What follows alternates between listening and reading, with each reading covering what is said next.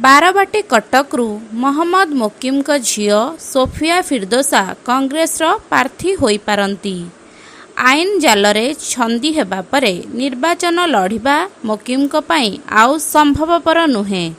ତେଣୁ ତାଙ୍କ ଝିଅକୁ ନେଇ ଅଙ୍କକଷା ଆରମ୍ଭ ହୋଇଛି। ଏନେଇ ଆଜି ମୋକିମଙ୍କ ଘରେ ଏକ ଗୁରୁତ୍ୱପୂର୍ଣ୍ଣ ବୈଠକ ଅନୁଷ୍ଠିତ ହୋଇଛି। ଉକ୍ତ ବୈଠକରେ ମୋକିମଙ୍କ ସ୍ଥାନରେ ବାରବାଟୀ କଟକରୁ ତାଙ୍କ ଝିଅ ସୋଫିଆ ଫିରଦୋସାଙ୍କୁ ପ୍ରାର୍ଥୀ କରିବା ପାଇଁ ସହମତି ପ୍ରକାଶ ପାଇଥିବା ଜଣାଯାଇଛି।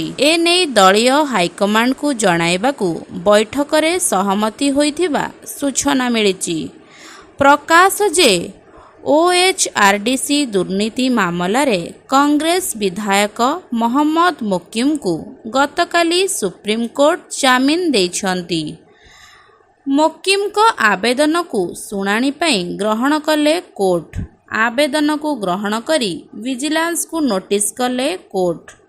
ହାଇକୋର୍ଟ ରାୟକୁ ଚ୍ୟାଲେଞ୍ଜ କରି ସୁପ୍ରିମକୋର୍ଟ ଯାଇଥିଲେ ମହମ୍ମଦ ମୋକିମ।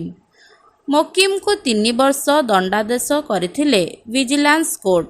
ଭିଜିଲାନ୍ସ ଦଣ୍ଡାଦେଶ ଉପରେ ହାଇକୋର୍ଟ ଯେଉଁ ରାୟ ଦେଇଥିଲେ ତାହାକୁ ସୁପ୍ରିମକୋର୍ଟ କାଏମ ରଖିଛନ୍ତି। କିନ୍ତୁ ଏହା ଭିତରେ ତାଙ୍କୁ ଗିରଫ କରିବାକୁ ହେବାର ଯେଉଁ ଭୟ ଥିଲା ତାହା ଏବେ ଜାମିନ ମଞ୍ଜୁର ପରେ ଦୂର ହୋଇଛି। ତେବେ ଜାମିନ ପରେ ବି ନିୟମ ଅନୁସାରେ ନିର୍ବାଚନ ଲଢ଼ିପାରିବେ ନାହିଁ ମହମ୍ମଦ ମୋକିମ।